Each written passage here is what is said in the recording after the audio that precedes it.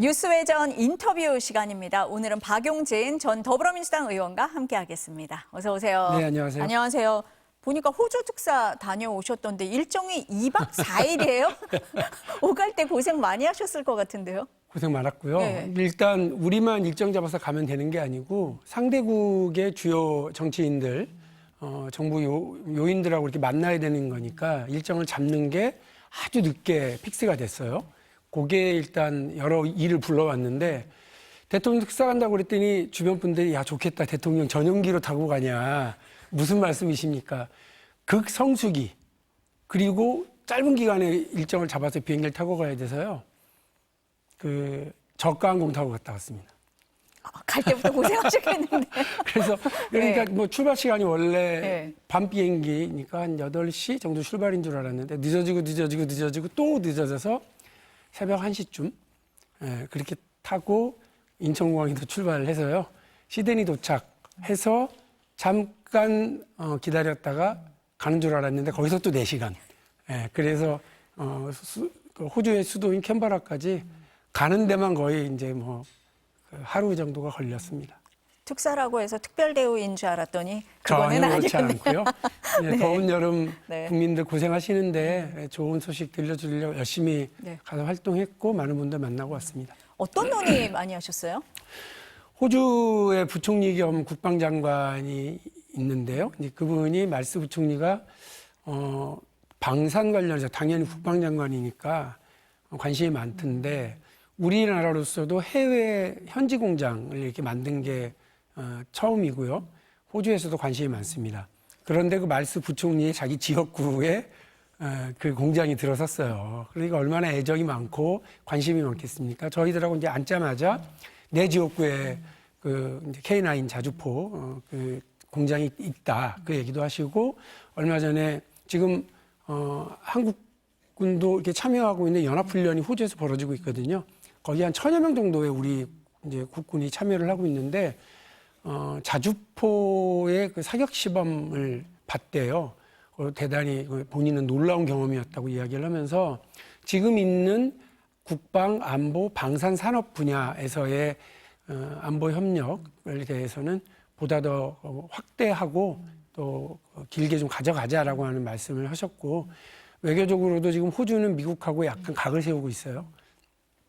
노동당 정부가 연임이 불가능할 줄 알았는데 반 트럼프 분위기에 연임을 성공하는 바람에요.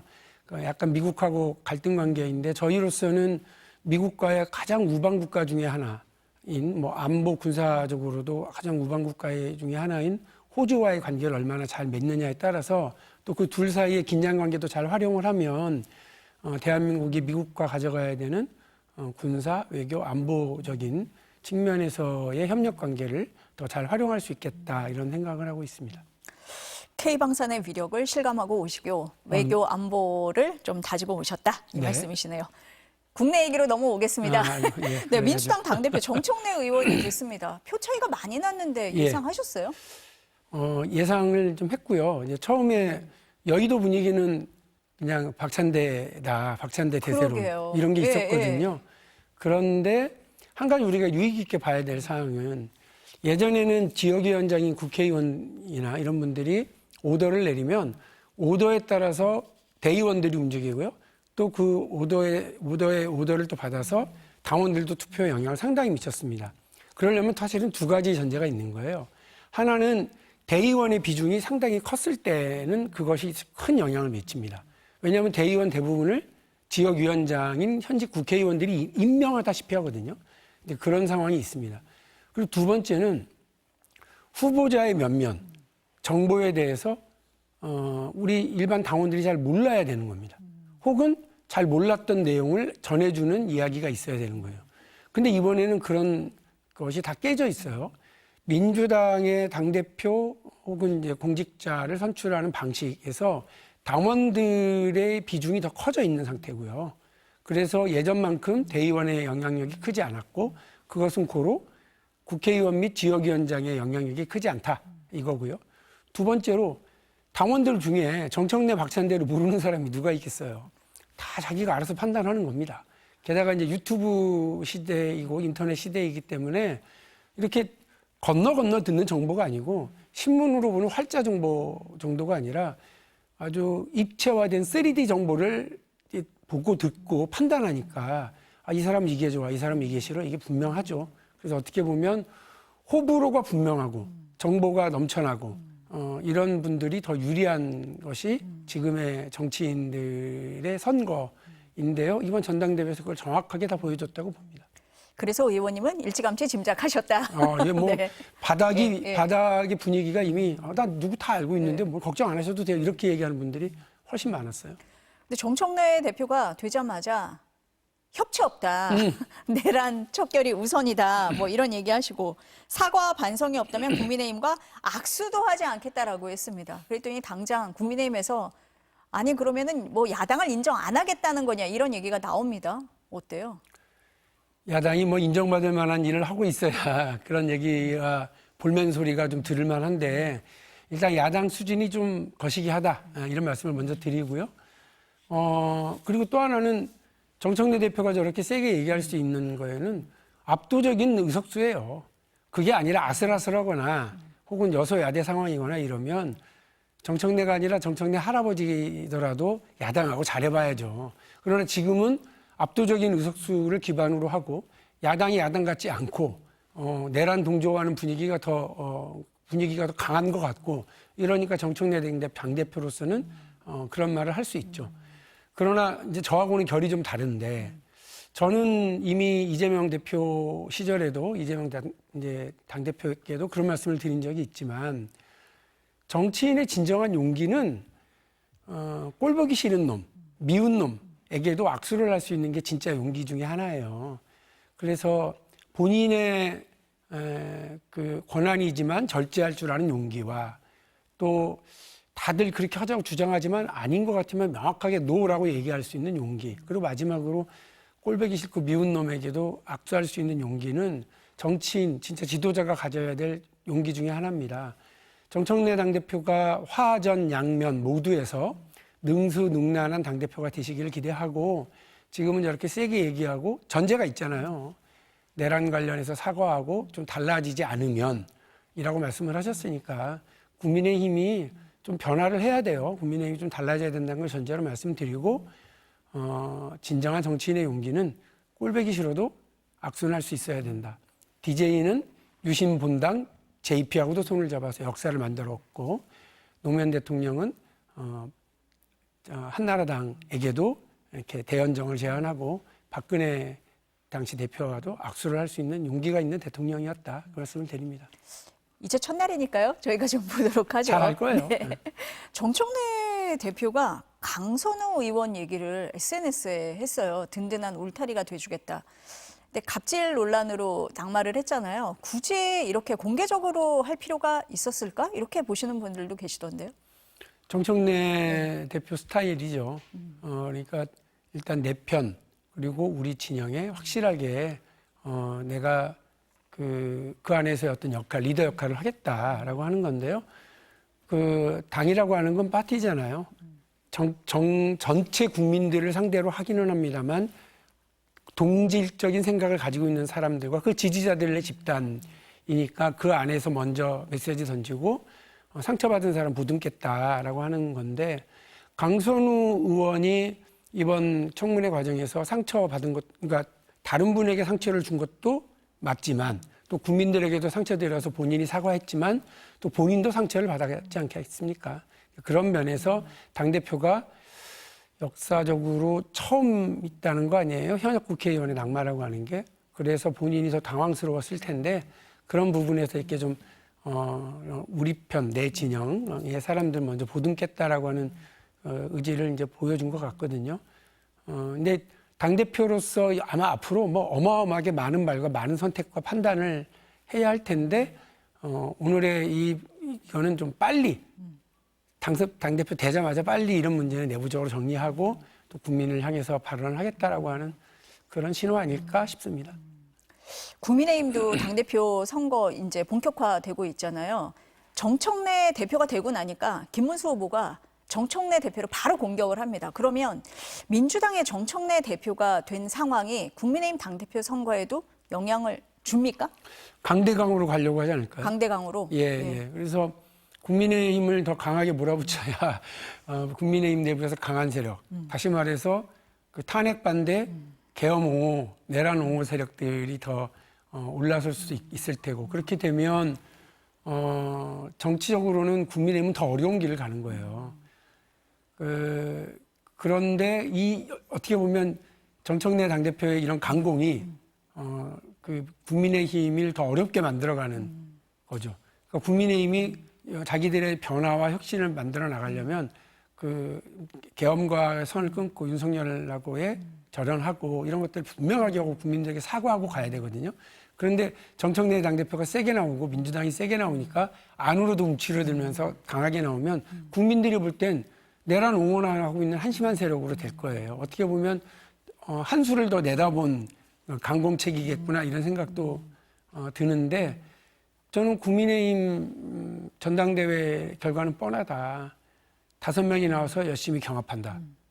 그리고 탄핵, 찬반을 가지고 서로 논쟁한다. 그리고 결국 김문수가 된다. 이렇게 생각하고 있거든요. 그래서 저렇게 되면 국민의힘 제가 아까 말씀드렸듯이 야당으로서의 기본, 야당다운 야당, 이런 면모를 하나도 기대할 수가 없는 채로 그야말로 김문수, 전한길, 이런 분들이 앞장서는 그런 당이 되겠죠. 그럼 의원님 보시기에 지금 이제 강대강 구도로 갈 거다 이렇게 보시는 건데, 여야 관계가 이제 쉽지 않을 것 같다 이렇게 예상들 많이 하세요. 지금 저희 화면에도 저희가 보는 영상에 보면 이제 국회 본회의 열리고 있는 화면 제가 이제 좀 보고 있는데, 오늘 노란봉투법, 상법 개정안, 방송 3법을 민주당은 통과시키겠다라고 했었는데 국민의힘은 무제한 토론, 필리버스터로 맞서겠다고 한 상황이거든요.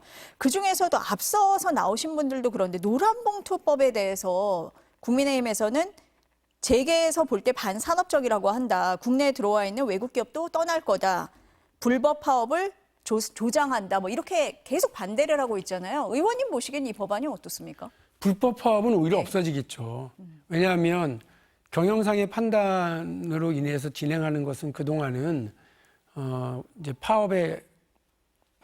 노동쟁이 파업의 어떤 대상이 아니었기 때문에 실제로 노동자들의 삶과 임금과 근로 조건에 많은 영향을 미치는데도 파업을 하게 되면 불법화됐거든요. 한진중공업이 그랬고요, 쌍용차가 그랬습니다. 그 많은 부분에서 이런 경영상의 판단이다라는 이유로 정리해고도 막 해버리기도 하고 경영상의 판단이기 때문에 불법 파업이다라고 규정할 수 있었는데, 그건 일단 줄어들 거예요. 그리고 이제 또 하나는 이렇게 쟁의 여건과 관련된 부분에서 확대되기도 하고, 또 손배와 관련된 부분에도 어떤 일정한 제한을 둔다. 그래서 파업을 했을 때 회사가 가지고 있었던 피해라든지 이런 것들을 개별 조합원들에게나 노동조합에게 이렇게 제기할 수 있는 민사상의 이런 것들을 좀 제한을 두게 된 게, 그게 회사에 안 좋다. 그리고 다 떠날 거다 이러는데, 그런 노란봉투법과 같은 취지의 법은 해외에도 많습니다. 영국과 프랑스도 그 관련 법이 적용되고 있는데, 그럼 영국에 투자했던 기업들이 떠났느냐, 프랑스에 투자했던 기업들이 떠나느냐? 그렇지 않거든요.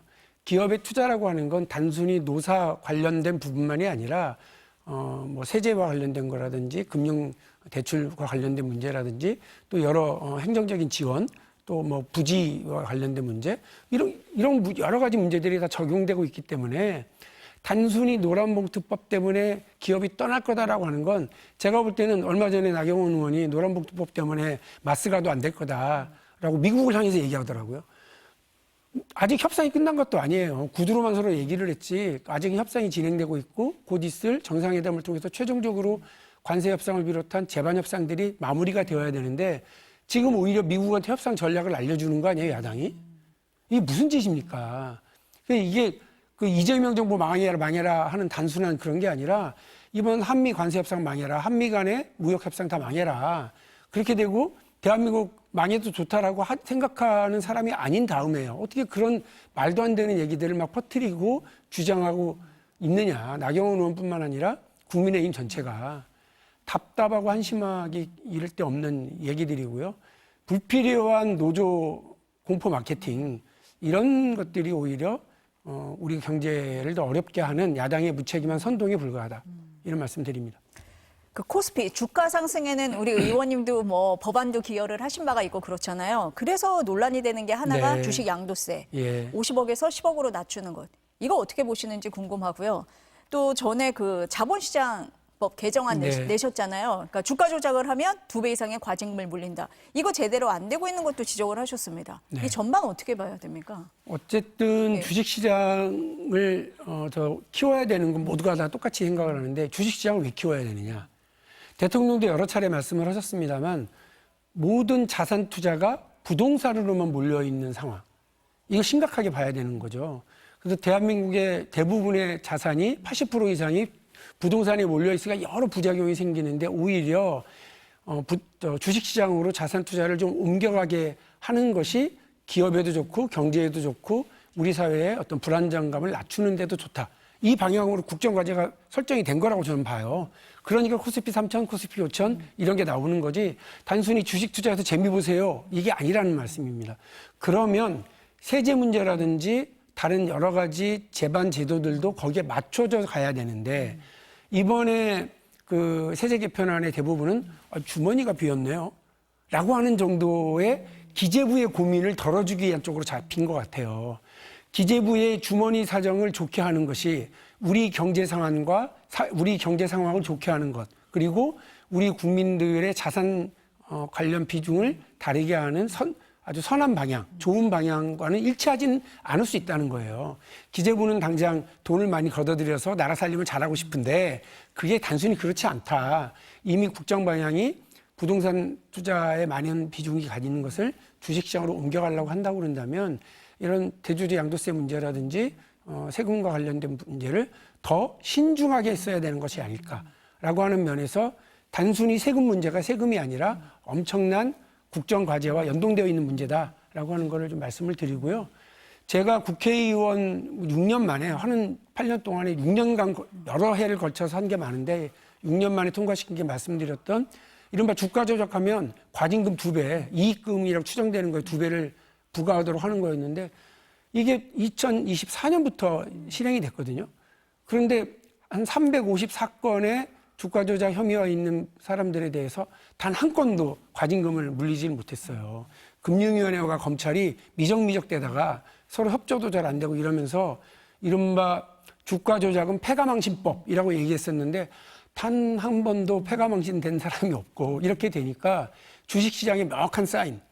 주가 조작 한번 해보기만 해봐. 아니, 패가망신하게 할 거야. 재판 가기 전에 니네는 일단 돈부터 토해내야 돼. 라고 하는 그런 좋은 법이 있는데 법의 무력화가 다른 것이 아니라 검찰과 금융이라고 하는 관료 집단의 미적거림으로 인해서 법의 무력화가 있고 주식시장에서의 명확한 사인이 가지 못하고 있다고 하는 것은 매우 안타깝게 생각을 하고요. 이런 면에서 검찰은 좀 개혁돼야죠. 금융위도 좀 달라져야 되고요. 그 주식시장에서 피눈물을 흘리는 개미들 그리고 늘 뒤통수만 맞는 우리 국민들에게 좋은 신호를 줘야 되는 건 세제 개편에서도 그렇고요. 이런 제도 개선에서도 그렇다. 그리고 앞으로는 배당 어떤 성향을 더 높이는 거 그리고 자사주를 더 소각시킬 수 있도록 유도하는 거 이런 것들이 다 금융 지원, 세제 지원, 그다음에 정책 지원 법안으로의 뒷받침이 되어야 되는 문제라고 하는 것을 말씀을 드리고요. 그래서 단순히 세금 문제로 임을 볼 것이 아니라 부동산 시장에 몰려 있는 자산을 이렇게 주식 시장으로 옮겨가려고 하는 아주 이재명 정부의 그랜드 플랜에 좀 맞춰졌을 다른 것들이 좀 갔으면 좋겠다는 말씀입니다. 답답해하던 개인 투자자들이 환영할 얘기인 것 같습니다. 네. 네. 오늘 말씀 여기까지 들어야 될 것 같습니다. 네. 감사합니다. 네, 고맙습니다.